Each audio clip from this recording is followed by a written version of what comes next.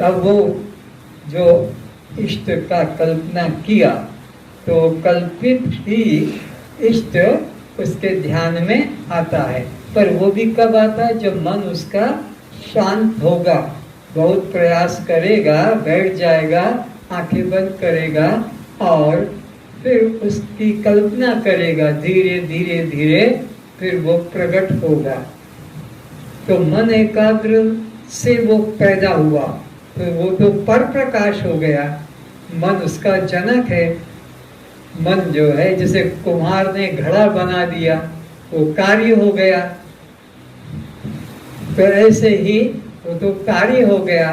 परमात्मा तो कभी कार्य होता नहीं, और जहाँ मन हिला कि वो भगवान भी हिल जाएगा। तो उस मूर्ति का आधार कौन निकला? वो मूर्ति जो आई ध्यान में, उसका जनक कहो, उसका पिता कहो, कि उसका आधार कौन निकला? स्थिर मन। स्थिर मन से वो पैदा हुआ, और मन अगर स्थिर नहीं रहा तो जो वो पैदा हुआ वो भी गायब हो जाएगा। जाते हैं। अरे आपके बर्तन में आपका चेहरा देख रहे हो, पानी भरा हुआ है, और पानी को हिला दोगे तो चेहरा नहीं दिखाई, वो भी गायब हो जाएगा।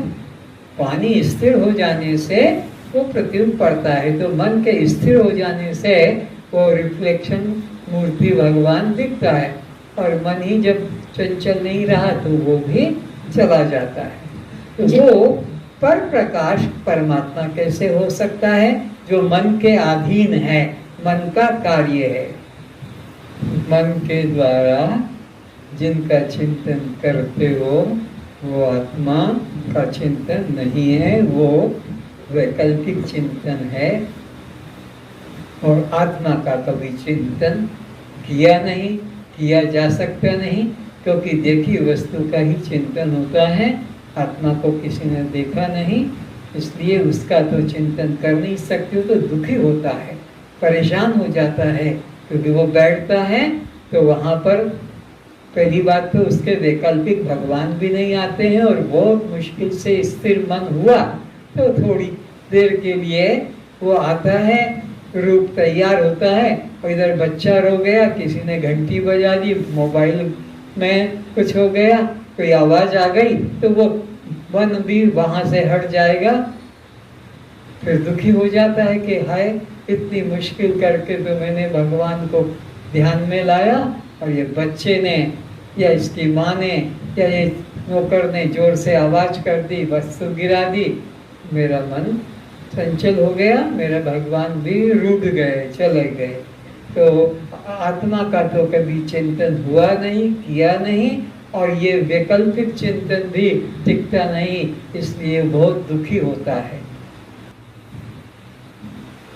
बस आगे अष्टावक्र जी तो अब जनक जी कहते हैं कि पहले तो मैं बहुत परेशान होता था, आत्मा का चिंतन करने के लिए बैठता था, और आत्मा का तो कभी चिंतन होता नहीं था, क्योंकि वो देखा नहीं, वैकल्पिक चिंतन होता था।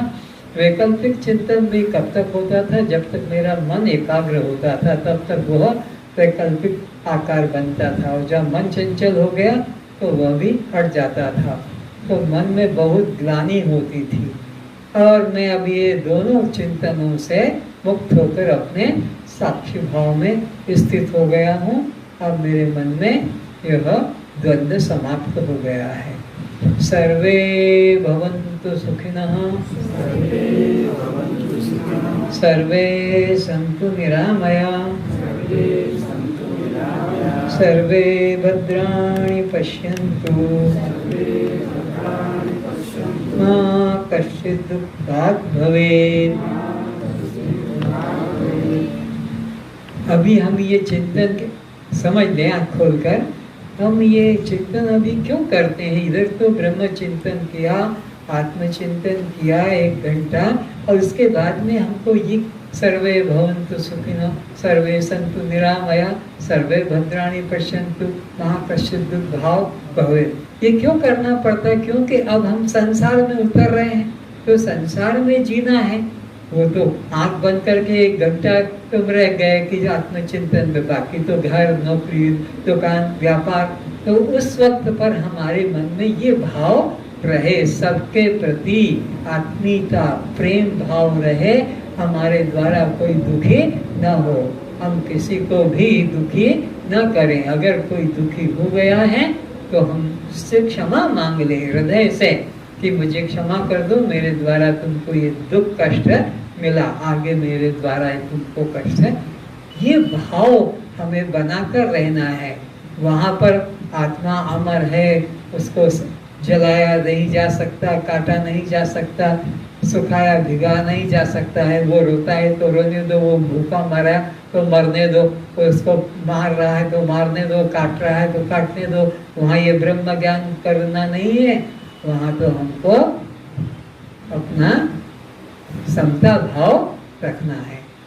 ब्रह्म भाव का मतलब कि मैं चैतन्य आत्मा हूँ, दृष्टा साक्षी आत्मा हूँ और मैं ही सब में विद्यमान हूँ, कोई मुझसे अन्य, इसलिए किसी को भी किसी प्रकार दुख ना हो, इतना विचार करना है।